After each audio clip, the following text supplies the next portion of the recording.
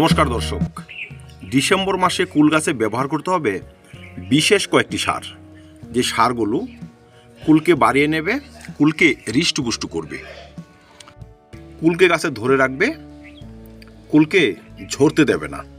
তো আসুন ভিডিওটি কন্টিনিউ করা যাক।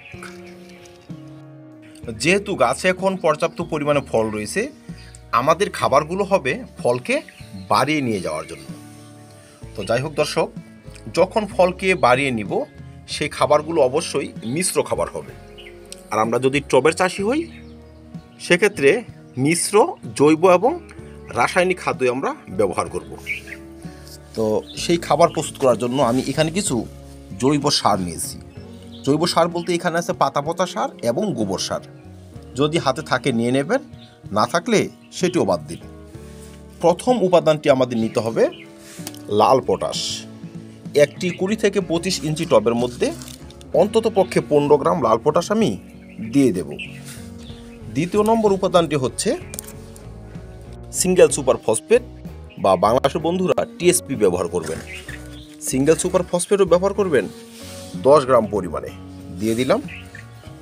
3 নম্বর উপাদানটি হচ্ছে একটি দানা অনুখাদ্য, যদি হাতে থাকে সিউইড থেকে তৈরি, সেটিও 5-7 গ্রাম দিয়ে দেবেন, দিয়ে দিলাম। এবার 4 নম্বর উপাদানটি হচ্ছে পটাশিয়াম হিউমেট। এটি দিলে কুল গাছের টবে আমরা আগে যে খাবার ব্যবহার করেছি, এখন যে খাবারগুলো ব্যবহার করছি, সেই সমস্ত খাদ্য কিন্তু দ্রুত গাছ গ্রহণ করতে পারবে, মানে খাদ্য গ্রহণের প্রবণতাকে বাড়িয়ে দেবে। তাই আমরা কিন্তু এমন পটাশিয়াম হিউমেট অল্প একটু দিয়ে দিব, এই ধরুন 2 গ্রাম পরিমাণে দিয়ে দিলাম।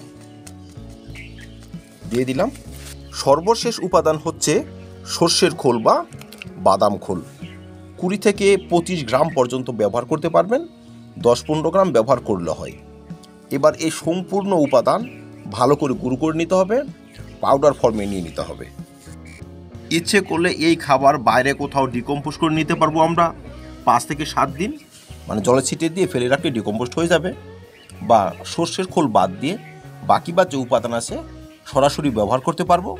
সর্ষের খোল জলে ভিজিয়ে সেই জলও ব্যবহার করে দিতে পারবো। আমার খাবার সবসময় ডিকম্পোজ করা থাকে, তাই আমি সরাসরি ব্যবহার করব। চলুন ব্যবহার করে দিই। খাবার ব্যবহার করার আগে টবের মাটি ভালো করে একটু পরিষ্কার করে নেবেন। ঘাসঘুস যা আছে পরিষ্কার করে এমন গাছের গোড়ার দিকে মাটি নিয়ে আসবেন। খাবারগুলো চারধারে ছড়িয়ে দিতে পারবেন। এই যে খাবারটা আমি নিলাম, এবার ছড়িয়ে দেব।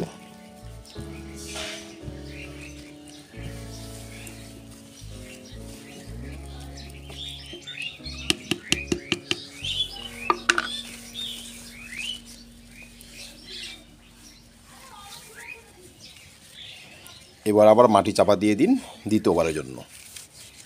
ব্যাস, এইভাবে আমি আমার প্রতিটি কুল গাছে খাবার দিয়ে যাব। দেখুন কত সুন্দর কুল হয়েছে আমার গাছগুলোতে, সাইজও মোটামুটি ভালো।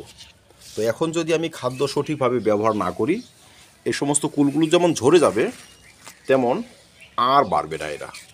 এখান থেকে এদের গ্রোথ বা বৃদ্ধি স্টপ হয়ে যাবে।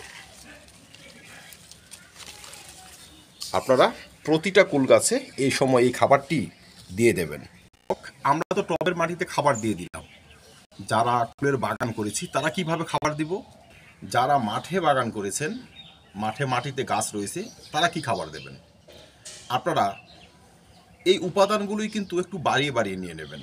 যেমন 250 গ্রাম নিয়ে নেবেন লাল পটাশ বা এমওপি, টিএসপি বা সিঙ্গেল সুপার ফসফেট 250 গ্রাম, গোবর সার নিয়ে নেবেন 1 থেকে 1.5 কেজি পরিমাণে, 500 গ্রাম পরিমাণে সর্ষের খোল নিয়ে নেবেন, এবং দানা অনুখাদ্য যেটা অর্গানিক সেটা নিয়ে নেবেন 1 মুঠি, বা মোবিন পাউডার নিয়ে নেবেন 10 গ্রাম, এবং পটাশিয়াম হিউমেট 5 গ্রাম। উপাদানগুলো ভালোভাবে একত্রে মিশিয়ে 2 থেকে 2.5 ফিট দূরত্বে গর্ত করে, একটু কুপিয়ে গর্ত করে খাবারটি দিয়ে ভরপুর সেচ দিয়ে দিন। ঠিক 20 থেকে 25 দিন পর আবার রিপিট করব। কারণ কুল গাছের যে এখন ফলগুলো রয়েছে তারা কিন্তু অর্ধেক ম্যাচুরিটিতে চলে এসেছে। ডিসেম্বর মাস, জানুয়ারি, ফেব্রুয়ারি 2 মাসের মধ্যে কিন্তু এরা পাকতে শুরু করবে বা পেকে যাবে কিছুটা। তো দর্শক, এখন থেকে যদি আমরা এই খাদ্যগুলো নিয়মিত চালিয়ে যেতে পারি, দিয়ে যেতে পারি, তবে কিন্তু ফলের আকার এবং তার যে কোয়ালিটি খুবই ভালো হবে। যদি খাবার ব্যবহার না করি ততটা আকার ভালো হবেই না, দেখতে অতটা সুন্দর হবে না, ফলের মিষ্টতাও কম হবে। কুল গাছে খাবার দেওয়ার পরপরই কিন্তু আমাদের বিশেষ কয়েকটি জিনিসের উপর একটু নজর দিতে হবে। এর মধ্যে একটি হচ্ছে কুলের গায়ে পচন। বহু ক্ষেত্রে কুল কিন্তু পচে ঝরে যায়, সেসব কিন্তু বিভিন্ন কারণে হয়। বিশেষ করে ক্যালসিয়ামযুক্ত খাদ্যের ঘাটতিতে কিন্তু এই সমস্যা দেখা যায়।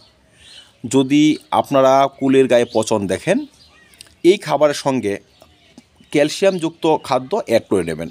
ক্যালসিয়াম নাইট্রেট ব্যবহার করতে পারেন, 2 গ্রাম চুন ব্যবহার করে দিতে পারেন, বা 10 থেকে 15 গ্রাম বা 20 গ্রাম ডিমের খোসা গুঁড়ো করে সঙ্গে দিয়ে দিতে পারেন।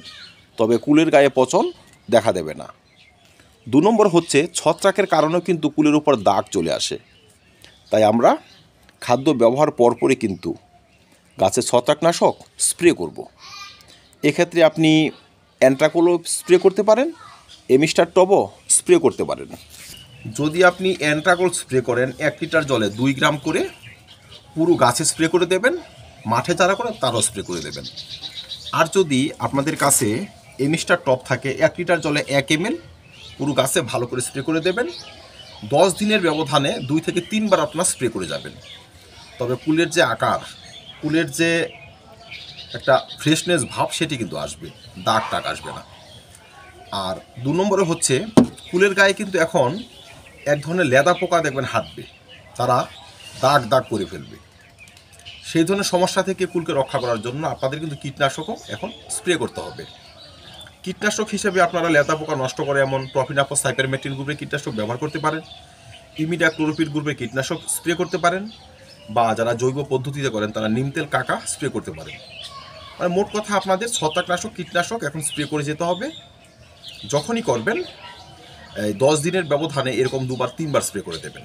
তবে কীটের আক্রমণ পুরোপুরি গাছ থেকে বিদায় নেবে, ছত্রাকের আক্রমণে বিদায় নেবে, কুলগুলো সুস্থ এবং সতেজ থাকবে। বহু ক্ষেত্রে কুল শুকিয়ে যেতে দেখা যায়, ঝরে যেতেও দেখা যায়। এগুলো হয় মূলত খাদ্যের অভাবে। আমরা যদি সঠিক পরিমাণে খাবার ব্যবহার না করতে পারি, গাছ নিজে থেকে এই সমস্ত ফলকে ঝরিয়ে দেয়। তাই আমাদের নিয়মিত খাদ্য ব্যবহার করে যেতে হবে।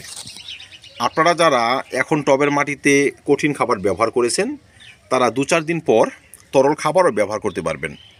সেক্ষেত্রে কিচেন কম্পোস্ট ব্যবহার করা যায়, সর্ষের খোল পচিয়ে সেই জলও কিন্তু ব্যবহার করতে পারবেন। কিন্তু দর্শক, খাদ্যের অভাব দেওয়া যাবে না। এই সময় খাদ্যের অভাব দিলেই বিপদ, ফল ঝরে যাবে, ফলের আকার আয়তন কোনোভাবেই ভালো হবে না। ভিডিওটি শেষ করার আগে বলবো, আমাদের ছাদ বাগানে শুধু আপেল কুল নয়, আপেল কুল, ভারত সুন্দরী কুল, নারকেলি কুল, পাতি কুল, সব ধরনের গাছে কিন্তু এই পরিচর্যা আপনারা সারতে পারবেন। তবেই দেখবেন আপনাদের প্রতিটা গাছের কুলের ফলন হবে আকর্ষণীয়, বেশি পরিমাণে কুল গাছে ধরে থাকবে এবং সঠিক আকারে বাড়তে শুরু করবে। তো দর্শক, কুল চাষ নিয়ে আরও ভিডিও চ্যানেল রয়েছে, সেটা দেখে নেবেন, চাষ ব্যবস্থা একদম ইজি হয়ে যাবে।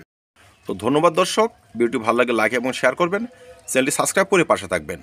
ভিডিওটি দেখার জন্য অসংখ্য ধন্যবাদ।